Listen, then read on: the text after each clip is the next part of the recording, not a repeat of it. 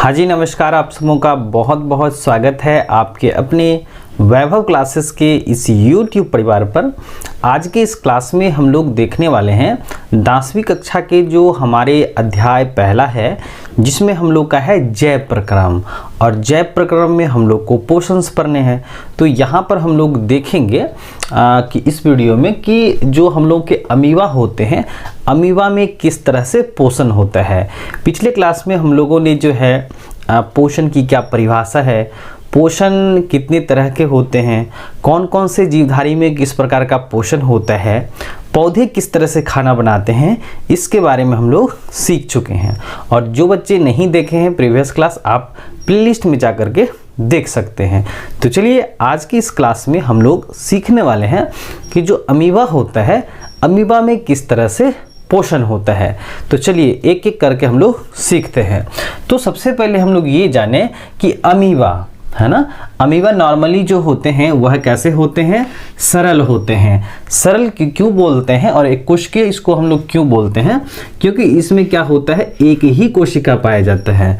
मतलब ये हुआ कि अमीबा होते हैं एक कोशिकीय, मतलब इसमें एक ही कोशिका से क्या होता है, जितने सारे जैव प्रक्रम होते हैं, यानी कि उसमें क्या होता है, पोषण होता है, प्रचलन होता है, उसके बाद जो है चलन होता है। ये सब जो इनके अंदर जो क्रियाएं होती हैं वो सिर्फ और सिर्फ एक ही कोशिका से होती हैं। मतलब ये हुआ कि जो अमीबा होते हैं वो सिंगल सेल्ड होते हैं, है ना। और ये कहाँ मिलेंगे हम लोग को, मृदु जलीय में मिलेंगे, मतलब फ्रेश वाटर में मिलेंगे।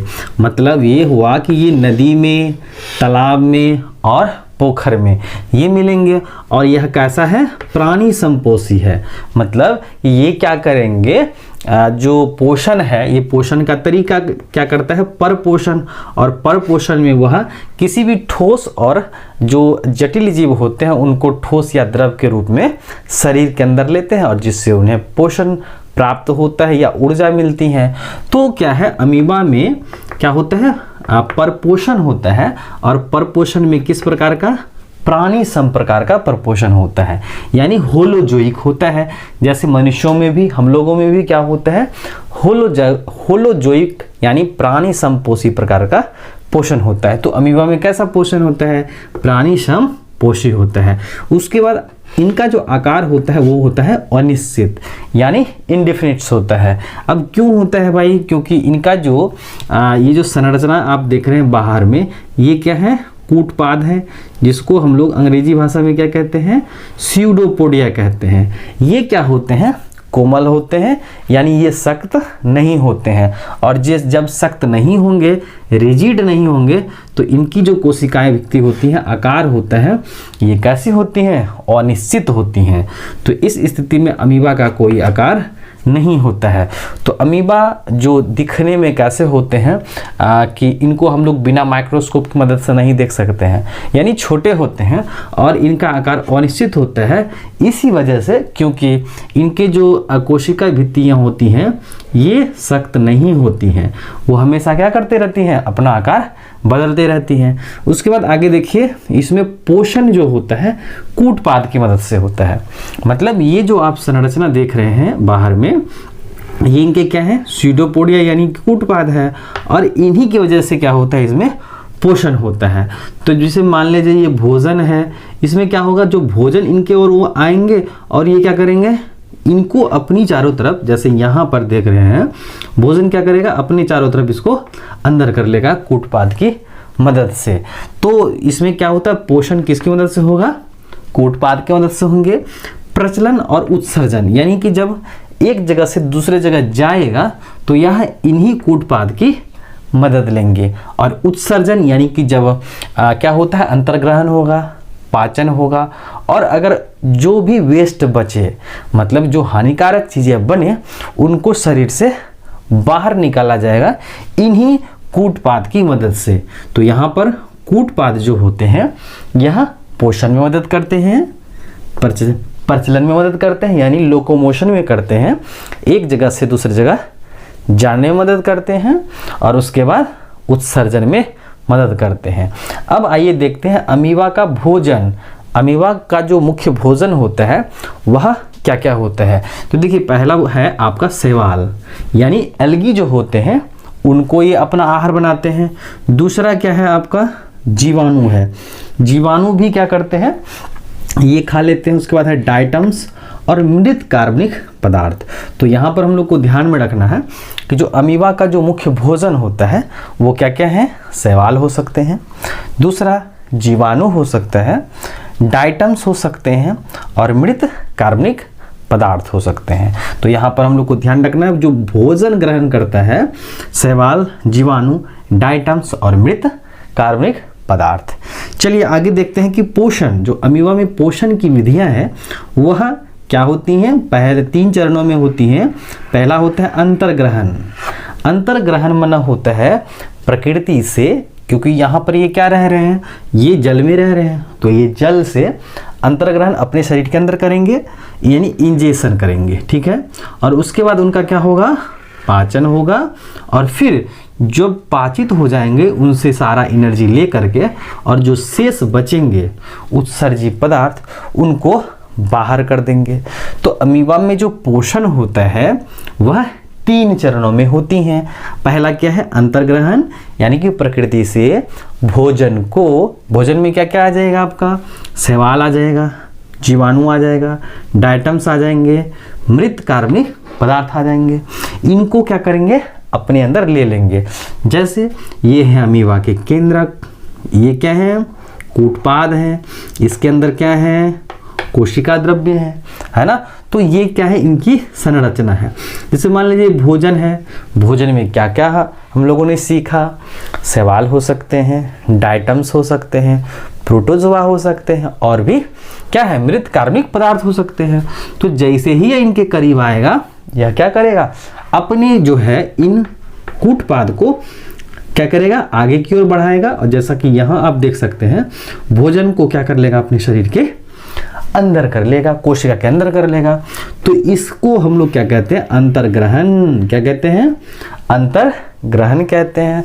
अब देखिए जब अंतर्ग्रहण हो जाएगा तो भोजन के साथ क्या आएगा, कुछ जल भी आ जाएंगे, है ना। तो इसमें जो क्या बनेगी, भोजन रसधानी का निर्माण होगा, जिसको हम लोग क्या कहते हैं यहाँ पर, फूड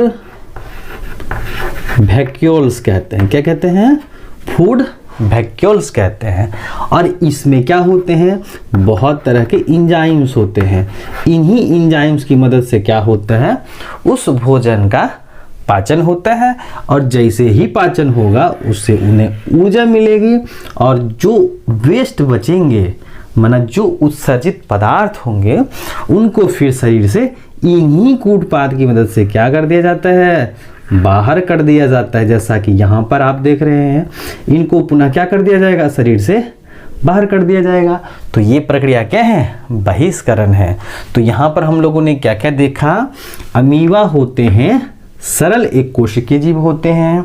दूसरा, ये कहाँ होते हैं, मृदु जलीय होते हैं, यानी यह नदी में, तालाब में, पोखर में पाए जाते हैं। दूसरा, ये कैसे होते हैं, प्राणी संपोषी होते हैं, मतलब ये कहाँ आपको देखने में मिलेंगे, पर पोषण होता है। और इसमें क्या होगा, यह क्या करते हैं, ठोस या द्रव के रूप में पोषण ग्रहण करते हैं। आकार कैसा होता है, अनिश्चित होता है, माने इसका डेफिनेट नहीं होता है। पोषण और प्रचलन, उत्सर्जन किसकी मदद से होते हैं, तो कूटपाद की मदद से होते हैं। अमीबा का जो भोजन होता है कौन कौन सा चीज होता है, शैवाल होते हैं, जीवाणु होते हैं, डाइटम्स होते हैं, मृत कार्बनिक पदार्थ होते हैं। अब देखिए पोषण, पोषण 3 चरणों में बांटा गया है, अंतर्ग्रहण, पाचन और बहिष्करण। अगर आपसे सवाल पूछा जाए कि जो अंतर्ग्रहण होता है अमीबा में किस हिस्से से होता है, तो कूटपाद से होता है। कूटपाद क्या करते हैं, भोजन को ऐसे करके निगल लेते हैं। दूसरा, पाचन किससे होता है, तो इसमें क्या बनता है, भोजन रसधानी बनता है। और रसधानी में क्या रहते हैं, कुछ एंजाइम्स होते हैं, उसी की मदद से क्या किया जाता है, भोजन को पाचित कर लिया जाता है। और जो ऊर्जा मिलती है और शेष बचे जो बेकार भोजन होते हैं उन्हें शरीर से बाहर निकाल दिया जाता है। तो इस तरह से क्या होता है, अमीबा में पोषण होता है। और ये जो अमीबा है ना, ये अक्सर हम लोग को कहाँ देखने को मिलते हैं, ये मिलते हैं नदी तालाब पोखर में। और चूंकि ये इतने छोटे होते हैं कि हम लोग को खुले आंखों से नहीं दिखलाई देते, तो इन्हें देखने के लिए हम लोग को ज़रूरत पड़ेगी माइक्रोस्कोप की।